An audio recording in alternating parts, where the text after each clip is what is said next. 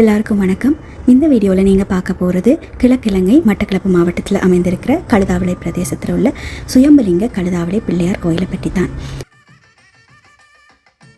நீங்கள் மட்டக்களப்பில் பிறந்து இந்து மதத்தை சார்ந்தவராக இருந்தால் இந்த கோயிலுக்கு ஒரு தடவையாவது வந்துட்டு போயிருந்திருப்பீங்க. இந்த கோயில் இந்து மதத்தவர்களால் மட்டுமல்ல ஏனைய மதத்தவர்களாலும் வழிபடப்படுகின்ற ஒரு மகிமை வாய்ந்த கோயிலாகவே இருக்கிறது.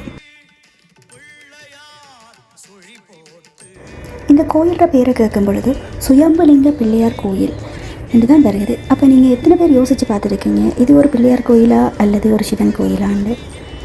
ஓகே, நாங்கள் இப்போ இந்த கோயிலோட வரலாறை பற்றி பார்க்கலாம். கிழக்கிழங்கையின் கழுதாவளை பகுதியில் மூர்த்தி, தலம், தீர்த்தம் என்னும் மூன்றும் ஒருங்கே இயற்கையாக அமையப்பெற்ற திருத்தலம் கழுதாவளை பிள்ளையார் கோயில். கழுதாவளை பிள்ளையார் கோயிலின் வரலாறு இப்பகுதியில் வெற்றிலை சடங்கு செய்ய வந்த வேடுவ தலைவன் கழுவன் என்பவன் வணங்கிய இடத்திலிருந்து தொடங்குகிறது. ஆரம்பத்தில் கழுதேவாலயம் என அழைக்கப்பட்ட இந்த இடம் பின்னர் சுயம்புலிங்க பிள்ளையார் ஆலயமாக மாறியது. இங்கு 16 விநாயக சிலைகள் பிரதிஷ்டை செய்யப்பட்டுள்ளன. இந்த ஆலயம் அதன் பழமையினாலும் பக்தர்களாலும் மிகவும் பிரசித்தி பெற்றது. இந்த ஆலயத்தின் தோற்றம் பற்றி கர்ண பரம்பரை கதைகளும் ஐதீகங்களும் பல உள்ளன. எனினும் கழுவை நகர் கழுதேவாலய கல்வெட்டு என்ற ஆவணத்தில் இந்த ஆலயம் பற்றிய வரலாற்று செய்திகள் பல கூறப்பட்டுள்ளன. கல்வெட்டு என்று கூறப்படினும் இது கல்லில் எழுதப்படவில்லை என்பது தெளிவு. பனையோலை சுவடியில் இருந்த இவ்வரலாறு பின்னர் கடதாசியில் கையெழுத்து பிரதியாக எழுதப்பட்டுள்ளது.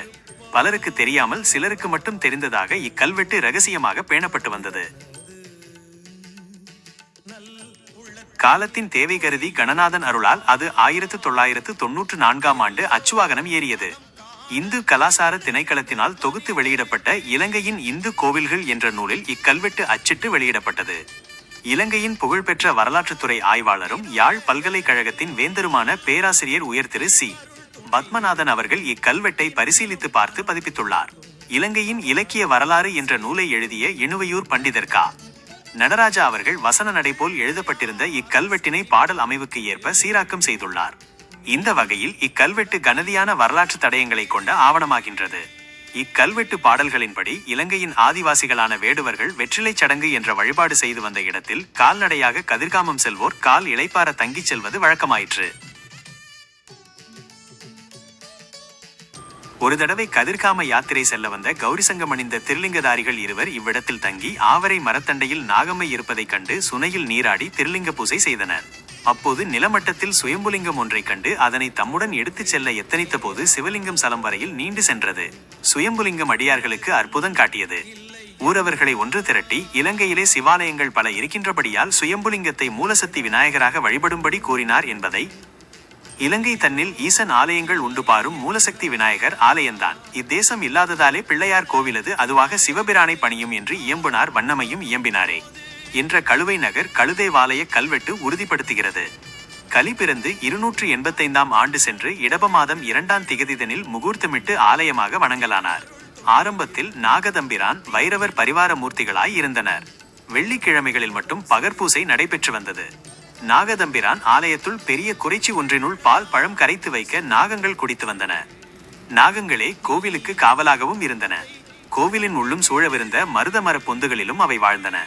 நாகத்தின் கண்ணீரில் இருந்து பிறந்த கண்ணகையம்மனை வைகாசி திங்களில் குளிர்த்தியாட்ட செட்டிப்பாளையம் கண்ணகையம்மன் ஆலயத்திற்கு குளிர்த்தி குறைச்சியாக இதை கொண்டு செல்வது சம்பிரதாயம்.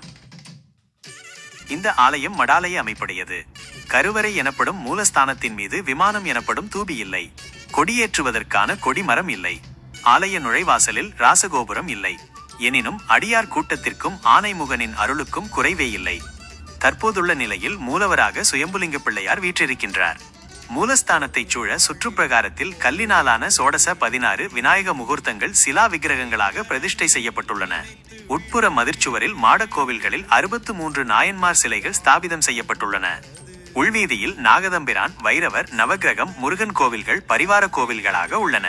அத்தோடு தீர்த்த கிணறும் மடப்பள்ளியும் வசந்த மண்டபமும் மணித்தூணும் யாகசாலையும் வாகனசாலையும் களஞ்சிய சாலையும் அமைந்துள்ளன. வெளிப்புறத்தில் காரியாலயம், குருகுல மடம், 6 குடிநீர் கிணறுகள், தீர்த்தக்கேணி, இளைப்பாறு மண்டபம் என்பவற்றோடு சற்று தூரத்தில் முடிமளிக்குமிடமும் கழிப்பறை வசதிகளும் அமைந்துள்ளன. ஆரம்ப காலத்தில் வெள்ளிக்கிழமைகளில் மட்டும் மதிய நேர பூசை நடைபெற்று வந்தது. காலக்கிரமத்தில் நாள்தோறும் மதிய பூசை நடைபெறலாயிற்று. இப்பொழுது வெள்ளிக்கிழமைகளில் காலை 6 மணி, மாலை காலை 6 மணி, மதிய பூசை என 3 வேளை பூசைகள் நடைபெறுகின்றன. ஏனைய நாள்களில் மதிய பூசை மட்டும் நடைபெறுகின்றது. இந்த திருத்தலத்தில் மூலமூர்த்தி சுயம்புலிங்க பிள்ளையாராக அருள் பாலிக்கிறார். அதோடு வெற்றிலை சடங்கு செய்த வேடுவர்களின் தெய்வமான முருகப்பெருமானும் இங்கே எழுந்தருளியிருப்பது தனிச்சிறப்பு.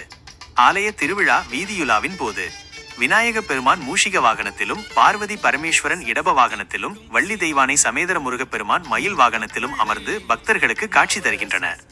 சிறப்பு நாள்களில் விநாயக பெருமான் இரட்டை குதிரை மற்றும் யானை வாகனங்களிலும், பார்வதி பரமேஸ்வரன் காமதேனு வாகனத்திலும் வீதியுலா வருவது கண்கொள்ளா காட்சியாகும். இந்த தெய்வீக வாகனங்கள் அனைத்தும் ஆலயத்திலேயே அமைய பெற்றுள்ளன. மேலும் கலைநயம் மிக்க முத்துச்சப்பரத்திலும் சுவாமி திருவீதியுலா மிக விமரிசையாக நடைபெறுகிறது.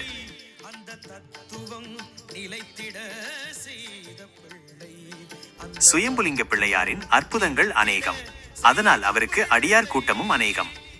மட்டக்களப்பு அமிர்தகழி மாமாங்க பிள்ளையாருடைய தீர்த்தமாடி அமிர்தகழி சேற்றை அள்ளி பூசினால் தீராத சொறி சிரங்கு நோய்கள் தீர்ந்து விடுவது யதார்த்தபூர்வமான உண்மை.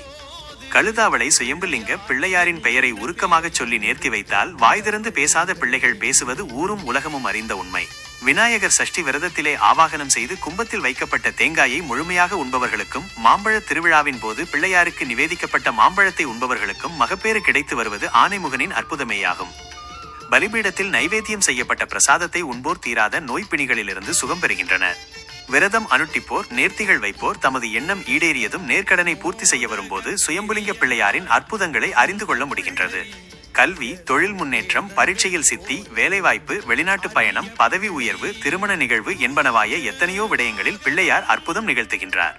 கற்பூரம், தேங்காய், பொங்கல், மோதகம், அபிஷேகம், பூசை வேலாயுதம், காவடி, கற்பூர தீச்சட்டி எடுத்தல், அங்க பிரதர்ஷனை, தென்னம்பிள்ளை, மாடு, ஆடு, கோழி, குடை, விளக்கு, வெள்ளி தங்கம் முதலியவற்றாலான அடையாள பொருள்கள், பண நன்கொடைகள் என்பனவாய நேர்கடன்களோடு அரிச்சனை, நூல் கட்டுதல், பிள்ளை விற்று வாங்குதல், முடிமழித்தல், காது குத்துதல், திருவமுதூட்டல், அன்னதானம் கொடுத்தல், புதிதாக வாகனம் வாங்கியோர் சுயம்புலிங்க பிள்ளையாரிடம் அதன் திறப்பினை கொடுத்து அவரது ஆசி பெறுவதும் நாள்தோறும் நடைபெறுகின்றன. திருமண சுப நாள்களில் 4 முதல் 5 வரை திருமணங்கள் ஒரே நாளில் நடைபெறுவதும் உண்டு. உருத்ராபிஷேகம், ஸ்நபினாபிஷேகம், 108 சங்காபிஷேகம், 1008 சங்காபிஷேகம் என்பன அடிக்கடி நடைபெறுவது விநாயக பெருமானின் அற்புதங்களுக்கு அடையாளமாகும். பிரதான பாதையோரத்தில் அமைந்திருக்கும் வேப்பையடி கல்லடி பிள்ளையார் சுயம்புலிங்க பிள்ளையாரின் பிரதிநிதியாக வீற்றிருந்து விக்கினம் நீக்கி அருள் பொழிகின்றார். சுயம்புலிங்க பிள்ளையாரின் அற்புதங்களையும் பெருமைகளையும் வரலாற்றினையும் அமைவிடம், பூசை, திருவிழாக்கள் என்பவற்றையும் வெளிப்படுத்துகின்ற நூல்களாக மட்டக்களப்பு சைவ கோவில்கள், இலங்கையின் இந்து கோவில்கள், கணநாதபதி, ஆண்டு 09, 10 வகுப்புகளுக்கான சைவநெறி பாட நூல்களும் 20 பாடல்களும் சுயம்புலிங்க பிள்ளையாருக்கு காணிக்கையாக கிடைத்துள்ளன. இரகுநாத ஐயரின் வாக்கிய பஞ்சாங்கத்தில் கழுதாவளை சுயம்புலிங்க பிள்ளையாரின் ஆலயத்தில் நடைபெறும் விசேட நிகழ்வுகளை பிரத்யேகமான பகுதியில் வெளியிட்டிருப்பதை காணலாம். மிகுந்த வறட்சியான காலத்தில் பிள்ளையாரின் ஆலய முன்றிலில் உள்ள தேங்காய் உடைக்கின்ற கல்லினை நேர்த்தி வைத்து நீருள் அமிழ்த்தி வைத்தால் மழை பெய்வது வழக்கம்.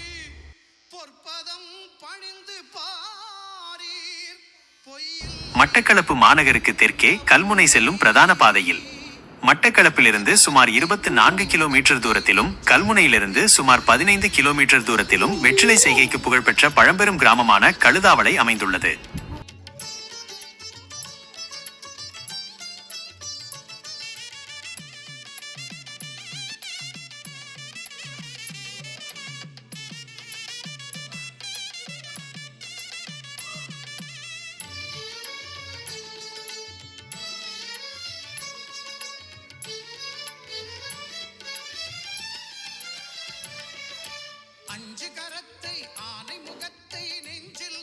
இந்த வீடியோவை முழுமையாக பார்த்த அனைவருக்கும் நன்றி.